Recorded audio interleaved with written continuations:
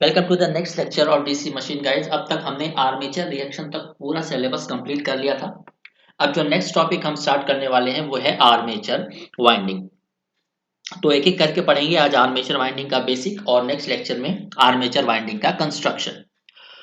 तो सबसे पहले मेक श्योर कर लीजिए कि आपने चैनल को सब्सक्राइब कर लिया हो, और अगर आपको इसके नोट्स और प्रैक्टिस सेट्स चाहिए तो आप हमारा टेलीग्राम ग्रुप ज्वाइन कर सकते हो। टेलीग्राम ग्रुप का जो लिंक है वो मैंने डिस्क्रिप्शन बॉक्स में डाल के रखा हुआ है, तो आप वहां से ज्वाइन कर सकते हो। तो सबसे पहली बात आर्मेचर वाइंडिंग की। आर्मेचर वाइंडिंग किस मटेरियल की बनी होती है? तो नॉर्मली हम आर्मेचर वाइंडिंग को बनाते हैं कॉपर से। कॉपर की बनी हुई होती है। आर्मेचर वाइंडिंग को प्लेस कहां पे किया जाता है? आर्मेचर स्लॉट्स में। जैसे हमने आर्मेचर को बनाया कुछ इस तरह से,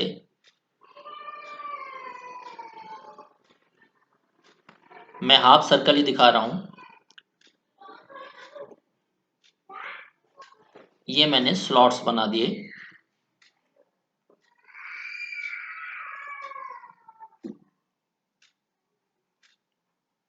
जिसमें से इसे बोला जाता है टीथ।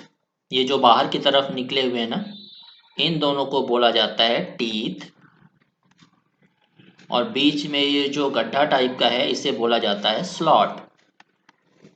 अब ये आर्मेचर का स्ट्रक्चर है, तो हम अपनी आर्मेचर कॉइल को कहाँ रखेंगे? आर्मेचर स्लॉट्स में। तो कॉपर की कॉइल्स आर्मेचर स्लॉट्स में कुछ इस तरह से रखी जाती है। अब एक इंपॉर्टेंट पॉइंट नोट करिएगा कि जितने रोटर में स्लॉट्स होंगे, यानी कि जितने आर्मेचर में स्लॉट्स होंगे, उतने ही कम्यूटेटर के सेगमेंट होंगे। कम्यूटेटर के सेगमेंट क्या होता है वो मैं आगे आपको बताता हूं। तो पहला पॉइंट लिखिएगा, number of commutator segments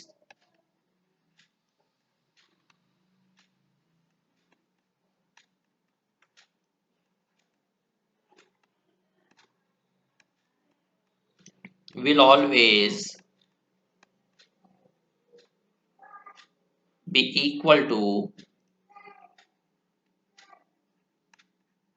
number of rotor slots।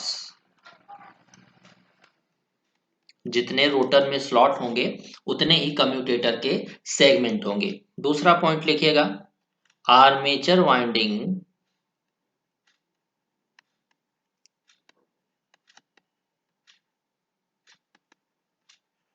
Are always closed. Armature winding हमेशा क्लोज होती है, क्योंकि अगर आर्मेचर वाइंडिंग ओपन हो गई तो करंट फ्लो नहीं होगा। अब देखिए, हम जानते हैं कि आर्मेचर कॉइल के दो साइड होते हैं। ये हम ऑलरेडी डिस्कस कर चुके हैं। We know that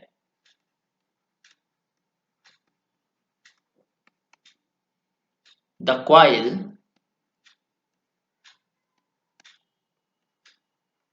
has two sides. किसी भी कॉइल की दो साइड होती है, ये मैं ऑलरेडी आपको बता चुका हूं। तो मान लेते हैं एक कॉइल है हमारे पास, सॉरी,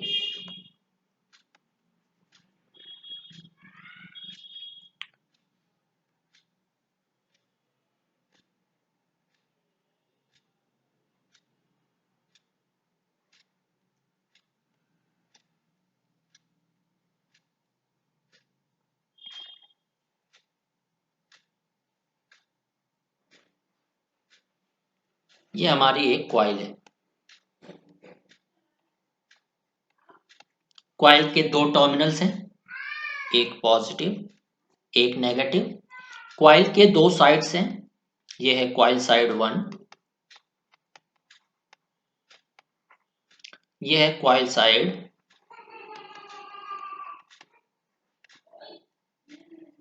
2। मान लेते हैं कॉइल साइड 1 का जो कंडक्टर है उसमें जो ईएमएफ इंड्यूस हो रहा है वो है प्लस माइनस ई। कॉइल साइड 2 में जो ईएमएफ इंड्यूस हो रहा है वो है प्लस माइनस ई। तो यहां पे अगर हम ई टोटल निकालते हैं कॉइल्स के टर्मिनल पे, तो केवीएल लगाइए, माइनस से प्लस, सो प्लस ई टी, माइनस से प्लस, सो प्लस ई, प्लस से माइनस, ऐसे हम घूम रहे हैं ना, कुछ इस तरह से, तो हो जाएगा minus E is equal to 0। तो ई से E cancel out, total EMF generated या total EMF across the coil, total EMF across the coil, एक कॉइल के अक्रॉस टोटल ईएमएफ कितना आ गया, 0। तो क्या ये एक्सेप्टेबल है? क्या हम चाहते हैं किसी भी कॉइल के अक्रॉस जो ईएमएफ है वो 0 आए? बिल्कुल भी नहीं। तो हमें क्या करना पड़ेगा, किसी एक कॉइल साइड के अक्रॉस जो ईएमएफ ई है उसकी पोलैरिटी को चेंज कर देना होगा। चलिए देखते हैं कैसे।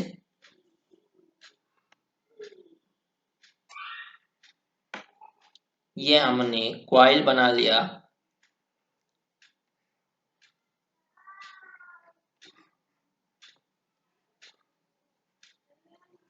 राइट।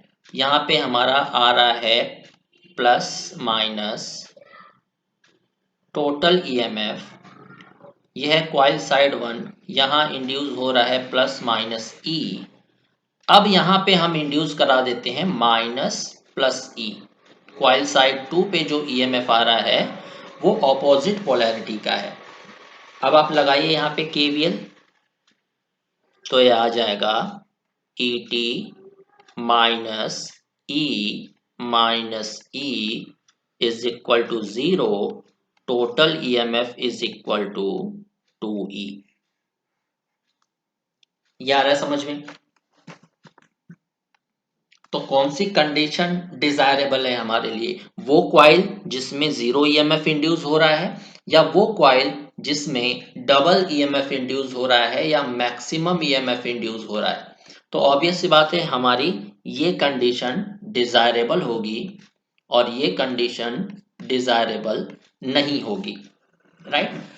तो ये कंडीशन, सेकंड कंडीशन, इसे केस 1 मान लेते हैं। केस 1 हमारे लिए डिजायरेबल नहीं है, केस 2 हमारे लिए डिजायरेबल है। तो ऐसा क्या कॉन्फ़िगरेशन, ऐसा क्या सिस्टम हमें लेना चाहिए कि हमें केस 2 मिल जाए जिसमें मैक्सिमम ईएमएफ इंड्यूस हो रहा है? तो ध्यान दीजिएगा,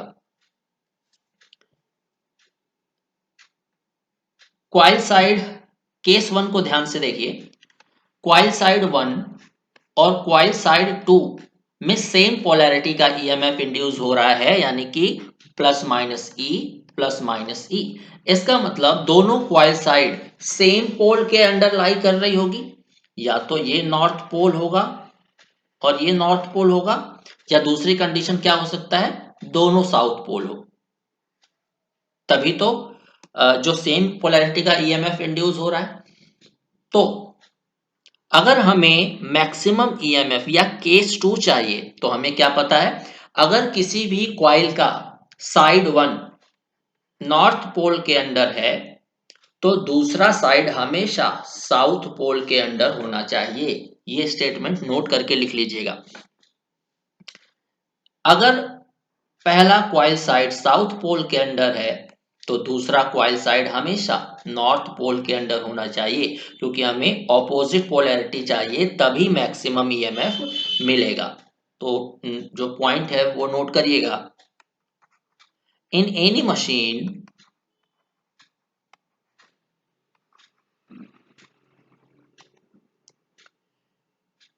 if we want maximum EMF to be induced, then both coil sides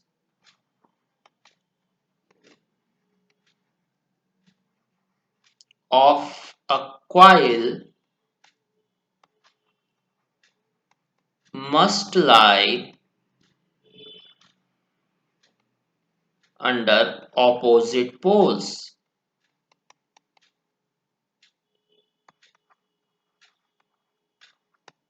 ये स्टेटमेंट बहुत ही इंपॉर्टेंट है। अब एक चीज आपको याद होगा, अगर आपने मुझसे सिंक्रोनस पढ़ा था, दो क्वाइल साइड के बीच की जो दूरी है उसे क्या बोलते हैं? उसे बोलते हैं वन पोल पिच। तो एक क्वाइल साइड से दूसरे क्वाइल साइड तक की जो दूरी है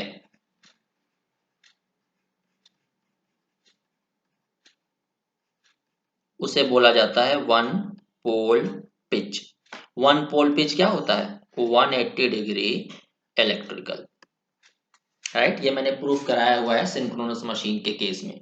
चलिए, दूसरा जो कॉन्सेप्ट है आर्मेचर वाइंडिंग में जो आपको जानना जरूरी है वो है single layer and double layer winding.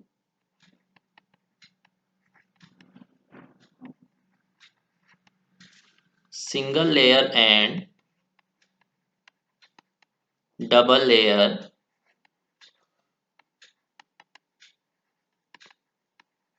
Winding. तो वाइंडिंग को कैसे वाउंड करते हैं ये मैं ऑलरेडी आपको बता चुका हूं। तो मान लीजिए हमारे पास दो स्लॉट हैं, एक ये स्लॉट है, एक ये स्लॉट है। हमने वाइंडिंग लिया और उसे वाउंड कर दिया, इस तरह से लपेट दिया।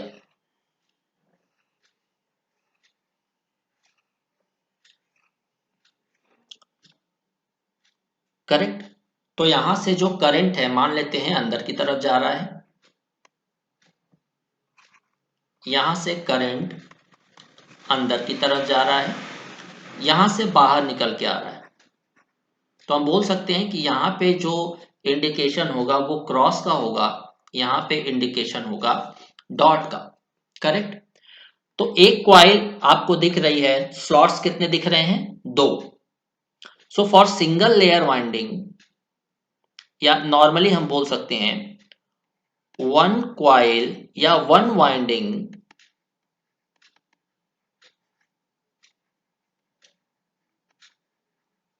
requires two slots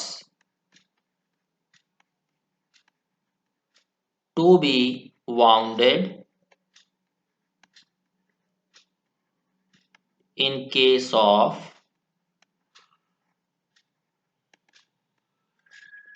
single layer winding।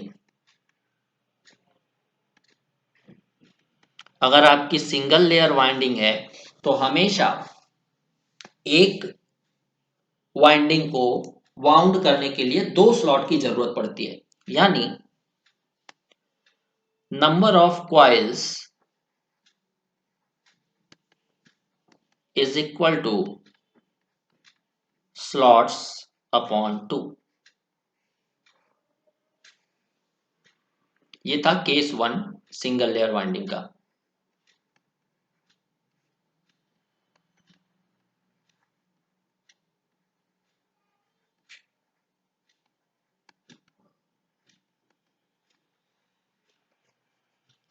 Case two दिखाता हूं आपको कैसे बनता है।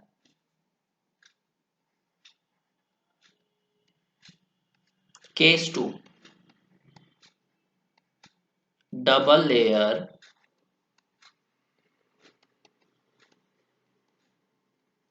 वाइंडिंग।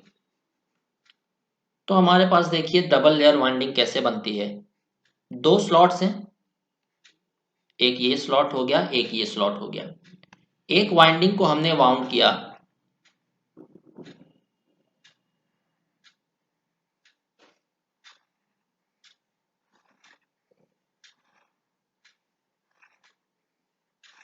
ये हमारी हो गई वाइंडिंग वन।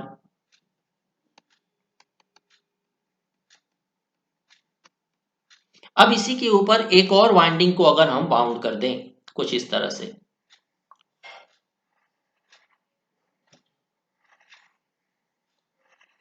दो वाइंडिंग को एक साथ, मतलब एक के ऊपर एक वाइंडिंग को हमने वाउंड कर दिया, ये है winding to.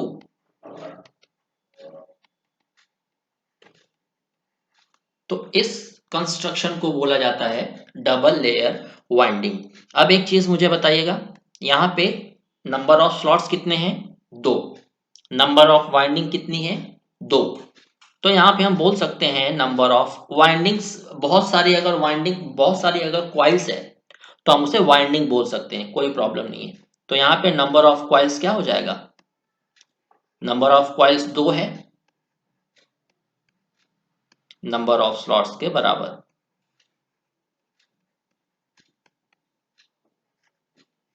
Number of coils is equal to number of slots. But रखते टाइम हमें क्या ध्यान रखना है, जैसे ये स्लॉट है,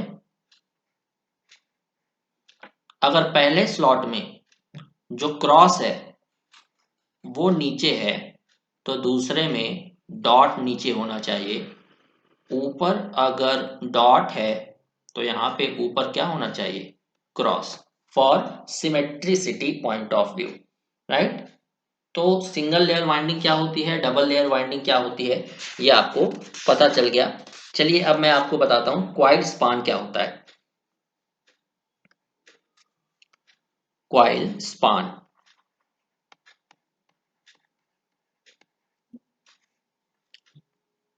तो पहला पॉइंट लिखिएगा, distance between two coil sides. Distance between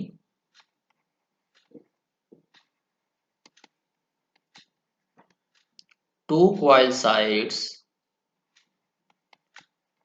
is called coil span, correct. तो क्वाइल स्पान का जो फॉर्मूला होता है नॉर्मली, उसे हम क्या लिखते हैं? क्वाइल स्पान, या सबसे पहले एक और डेफिनेशन इसकी उसे समझ लेते हैं। दूसरी डेफिनेशन क्या है? नंबर ऑफ स्लॉट्स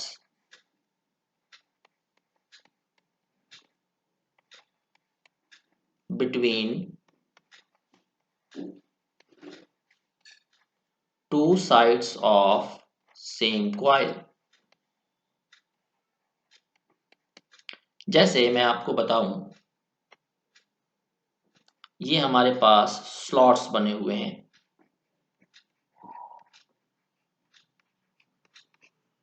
ये पहला स्लॉट है, ये दूसरा, ये तीसरा, ये चौथा, ये पांचवा और ये छठा।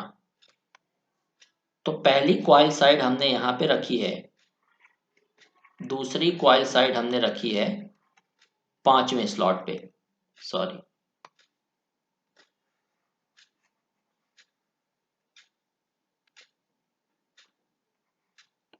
दूसरी क्वाइल साइड हमने रखी है पांचवें स्लॉट पे। ये है coil side 1,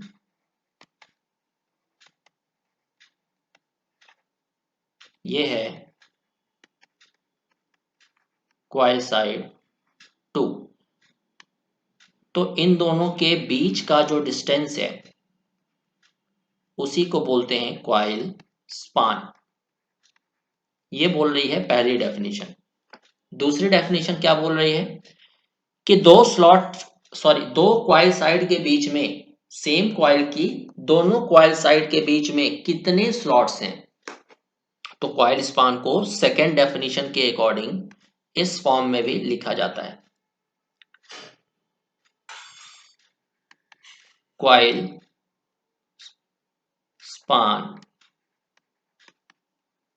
last slot where coil set, मतलब सेकेंड साइड ऑफ क्वाइल, जहां पे लास्ट स्लॉट मतलब जहां पे दूसरी क्वाइल साइड रखी गई है, माइनस फर्स्ट स्लॉट जहां पे पहली क्वाइल साइड रखी गई है। तो लास्ट स्लॉट कौन सा है? पांचवा। पहला स्लॉट है पहला। तो क्वाइल स्पान को हम बोल सकते हैं क्या? 4 स्लॉट्स, राइट। तो क्वाइल स्पान का एक और फॉर्मूला हो गया,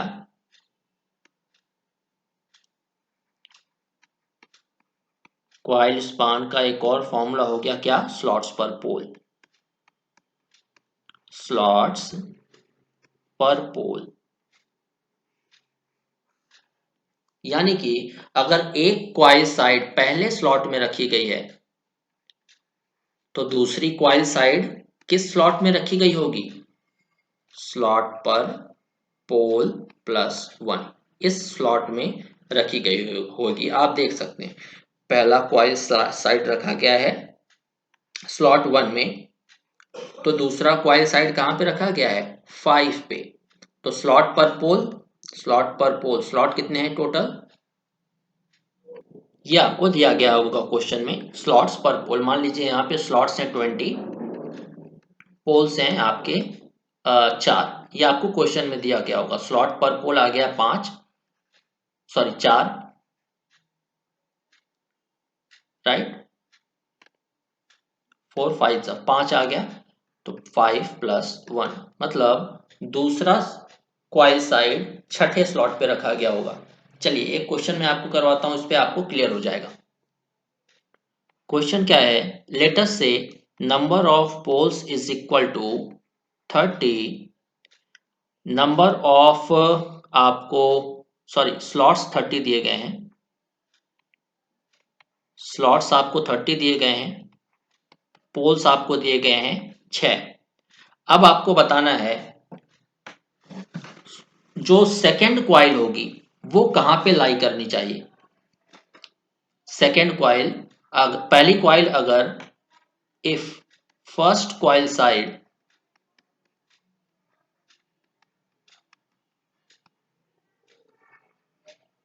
lies on slot 1, then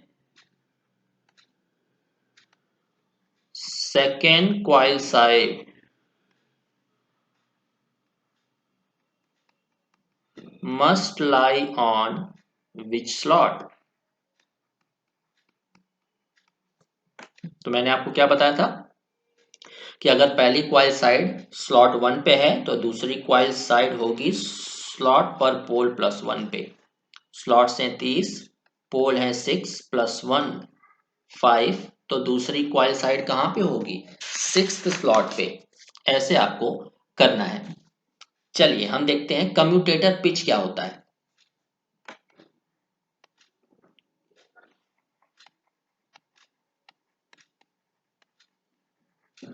commutator pitch, तो देखिए कम्यूटेटर का काम क्या होता है? एसी को डीसी में कन्वर्ट करना या डीसी को एसी में कन्वर्ट करना। तो मान लेते हैं कि ये हमारा कम्यूटेटर है,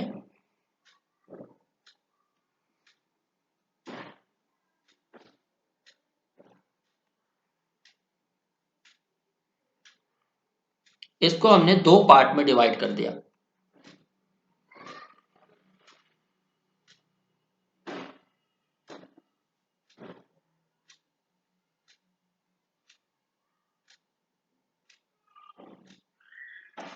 राइट, और बीच में हमने क्या लगा दिया? इंसुलेशन। तो हम बोल सकते हैं कि कम्यूटेटर को हमने 2 सेगमेंट में डिवाइड कर दिया। पहला सेगमेंट तो ये हो गया सेकेंड सेगमेंट। कम्यूटेटर को हमने क्या कर दिया? 2 सेगमेंट में डिवाइड कर दिया। तो इसी से रिलेटेड कम्यूटेटर पिच की डेफिनेशन है separation between coil side in terms of commutator segment.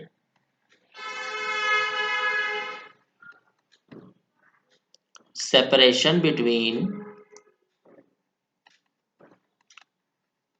coil sides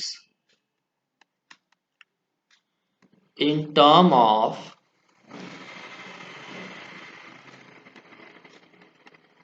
commutator segment। अब हमें 2 क्वाइल साइड को पहले स्लॉट्स के टर्म में बता रहे थे, अब हमें किस टर्म में बताना है? कम्यूटेटर सेगमेंट के टर्म में। तो मान लीजिए हमारे पास कम्यूटेटर को अब हमने क्या कर दिया? कैनवस की तरह ओपन कर दिया।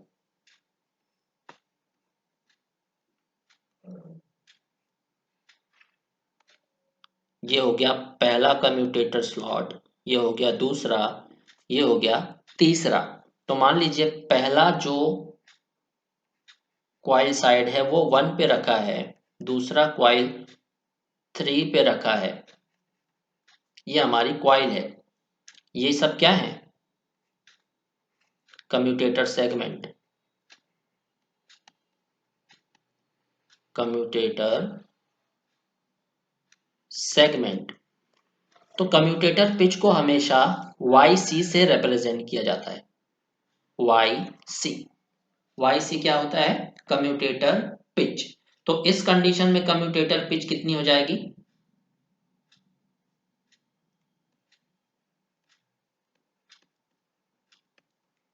कम्यूटेटर पिच ये हो जाएगी 3, मतलब सेकेंड कॉइल साइड थर्ड पे रखी गई है और फर्स्ट कॉइल साइड सेगमेंट 1 पे रखी गई है।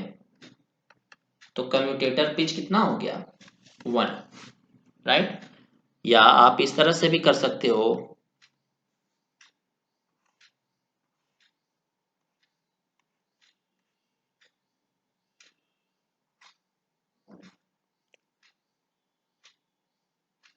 One slot, segment, second segment, third segment.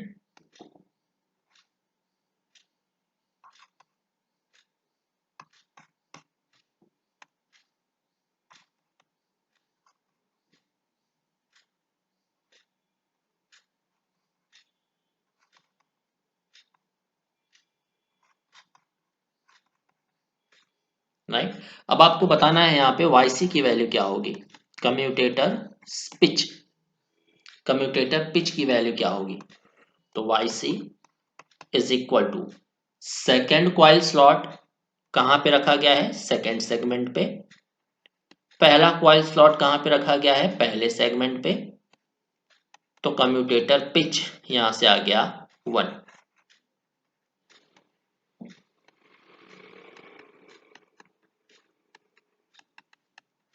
तो इस तरह से कम्यूटेटर पिच हम निकालेंगे। नेक्स्ट लेक्चर जो होगा उसमें हम देखेंगे कि आर्मेचर वाइंडिंग को डिजाइन करने का प्रोसेस क्या होता है, प्रोसीजर क्या होता है। तो procedure to design armature winding we will see in our next class. तो तब तक के लिए आप हमारा जो ग्रुप है टेलीग्राम का वो ज्वाइन कर सकते हैं ताकि आपको वहां से नोट्स और प्रैक्टिस सेट्स मिल जाए। Thank you very much.